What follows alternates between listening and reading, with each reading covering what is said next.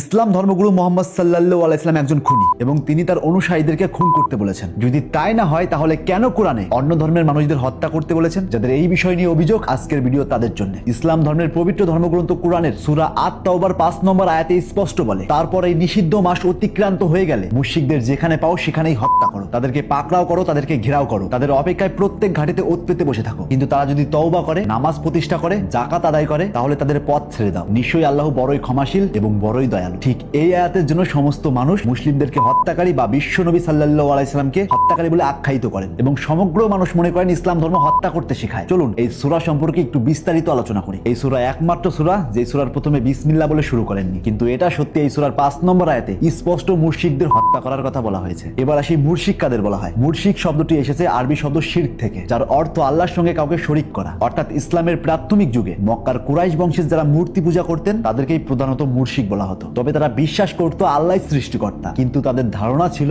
বিভিন্ন দেবদেবী বা মূর্তির মাধ্যমে আল্লাহর কাছে পৌঁছাতে হবে। তাই তারা কাবার ভিতরে এবং আশেপাশে মোট 360টি মূর্তি স্থাপন করেন। এবার আসি, সত্যি কি কোরআন সমস্ত অমুসলিমকে হত্যা করতে বলেছেন, নাকি এর মধ্যে লুকিয়ে আছে অন্য ঘটনা? সূরা আত-তাওবা নাজিল হয় হিজরির 9ম বছরে। তখন আরব উপদ্বীপে মুসলিমদের সঙ্গে কিছু নির্দিষ্ট মুশরিক গোত্রের সঙ্গে চুক্তি হয়, টানা 10 বছর কোনো যুদ্ধ করা যাবে না, দুই পক্ষের বিরুদ্ধেই পরস্পর সাহায্য করবে না। যে কোনো গোত্র চাইলে মুসলিম পক্ষে বা কুরাইশদের পক্ষে চুক্তিবদ্ধ হতে পারবে, কেউ গোপনে আক্রমণ বা বিশ্বাসঘাতকতা করতে পারবে না। এটা ছিল শান্তি এবং সহাবস্থানের চুক্তি, অর্থাৎ এই চুক্তির মেইন উদ্দেশ্য ছিল শান্তি। কিন্তু এই চুক্তি হওয়ার পরেও সেই মুশরিকরা বারবার সেই চুক্তি ভঙ্গ করছিল। তারা গোপনে ষড়যন্ত্র করে, বিশ্বাসঘাতকতা করে এবং অকারণেই বারবার যুদ্ধ করেছিলেন। অর্থাৎ এক কথায় তারা বারবার সমস্ত চুক্তি ভঙ্গ করছিলেন। এটা শুধু একবার নয়, তারা বারবার করতে থাকে। তখন নাজিল হয় এই সূরা আত-তাওবা। তখন বলা হয় ওই চুক্তি ভঙ্গকারী মুশরিকদের যেখানে পাবে সেখানে হত্যা করো, তাদের প্রত্যেকটা ঘাটিতে ওঁত পেতে বসে থাকো, কিন্তু যেই সব মুশরিকরা ক্ষমা চাবে তাদেরকে যেতে দাও। অর্থাৎ এই সূরা নাজিল হয় শুধুমাত্র এক নির্দিষ্ট চুক্তি ভঙ্গ করা মুশরিকদের জন্য, সারা পৃথিবীর মানুষদের জন্য নয়। চলুন আরেকটু সহজ করে বলি। ধরুন ভারত আর পাকিস্তানের মধ্যে শান্তি চুক্তি হলো। চুক্তিতে লেখা হলো পরস্পর কেউ কাউকে আক্রমণ করবে না, কখনো বিশ্বাসঘাতকতা করবে না, কখনো চিট করবে না এবং নিরপরাধ মানুষদের হত্যা করবে না। কিন্তু এই চুক্তি হওয়া সত্ত্বেও পাকিস্তান বারবার ভারতবর্ষকে আক্রমণ করতে থাকে। ভারত সীমান্তের কাশ্মীরের উপর হামলা চালায় এবং অকারণে মানুষদের হত্যা করতে লাগলো। তাদেরকে বারবার সতর্ক করা সত্ত্বেও তারা এই অপকর্ম করতেই থাকলো। তারা প্রতিনিয়ত চুক্তি ভঙ্গ করছিল। এবার সত্যি করে বলুন তো, ভারতবর্ষ কি চুপ করে থাকবে? একদমই না। যেহেতু তারা বারবার সতর্ক করা সত্ত্বেও তারা চুক্তি ভঙ্গ করছে, তাই তাদের এই হামলা থামানোর জন্য তাদের সঙ্গে যুদ্ধ ঘোষণা করতে হবে। ঠিক তেমনি মুশরিকরা যখন বারবার চুক্তি ভঙ্গ করছিল, তাই তাদেরকে শুধরানোর জন্য 4 মাস সময় দিয়েছিল। যদি তারা এই 4 মাসের মধ্যে না শুধরায়, তবে চুক্তি ভঙ্গকারী, অশান্তি সৃষ্টিকারী মুশরিকদেরকে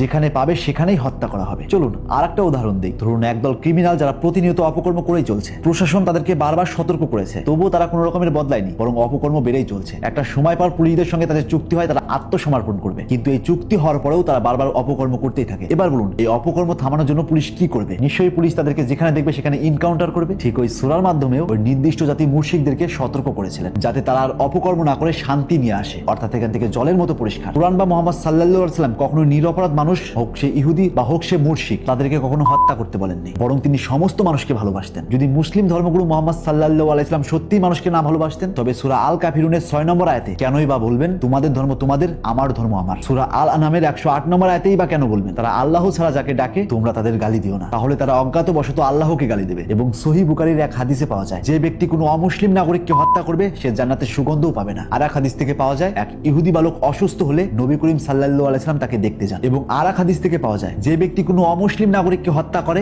আমি কিয়ামতের দিন তার বিরুদ্ধে বাদী হব। অর্থাৎ এখান থেকে স্পষ্ট নবী মুহাম্মদ সাল্লাল্লাহু আলাইহি সাল্লাম অন্য ধর্মের মানুষদের খুব ভালোবাসতেন। আর যেই আয়াত নিয়ে এত বিতর্ক, সেই আয়াত সমগ্র অমুসলিমদের জন্য নয়, বরং কোনো এক সময়ের কোনো এক নির্দিষ্ট সীমা লঙ্ঘনকারী মুশরিকদের জন্য। আর যারা এই আয়াত নিয়ে বিতর্ক সৃষ্টি করেন, এট ফার্স্ট এই একটা আয়াত না পড়ে এই সূরা আত-তাওবার সমস্ত আয়াতগুলো পড়ুন এবং তার সমস্ত প্রেক্ষাপট সহ সমস্ত মানে জানার চেষ্টা করুন। সবকিছুর পরিপ্রেক্ষিতে একটা কথাই বলতে চাই, সে হোক হিন্দু ধর্ম, হোক মুসলিম ধর্ম, কিংবা হোক খ্রিস্টান বা বৌদ্ধ ধর্ম, সেই ধর্মকে প্রপারলি না জেনে সেই ধর্মকে কটূক্তি করা অন্যায়। আপনি তখনই মন্তব্য করুন যখন আপনি সমস্ত ঘটনা অবগত। আর ভুলেও কোনো ধর্মগ্রন্থে অপব্যাখ্যা করবেন না। আর একটা কথা সবসময় মনে রাখবেন, আমাদের ধর্ম আমাদের কাছে শ্রেষ্ঠ, তাদের ধর্ম তাদের কাছে শ্রেষ্ঠ। তাই কোনো ধর্মকে অসম্মান করবেন না। তাই প্রত্যেক ধর্মের উপর রেসপেক্ট রেখে কথা বলুন, কারণ আমি বিশ্বাস করি প্রত্যেক ধর্ম শান্তির ধর্ম, প্রত্যেক ধর্ম শান্তি শেখায়। কিন্তু এই সমাজে এক শ্রেণীর মানুষ আছে যারা ধর্মগ্রন্থগুলোকে বিকৃতি করে প্রতিনিয়ত অশান্তি বাঁধাচ্ছে। নিশ্চয়ই নিজের ধর্মটাকে শ্রেষ্ঠ প্রমাণ করুন, কিন্তু তা অন্য ধর্মকে ছোট করে নয়। আমার ভিডিওর উদ্দেশ্য কোনো ধর্মকে ছোট করা বা অসম্মান করা নয়, বরং আমার ভিডিওর উদ্দেশ্য সত্যটাকে জানানো। আর সত্য হলো নিম পাতার মতো, খেতে তেতো হলেও উপকার আছে। আর ভিডিওতে কোনো রকমের ভুল ত্রুটি থাকলে তা অবশ্যই ক্ষমার দৃষ্টিতে দেখবেন। আর কোনো তথ্যের ঘাটতি থাকলে কমেন্ট বক্সে থাকা ইমেইল নাম্বারে অবশ্যই তথ্য দিয়ে সাহায্য করবেন।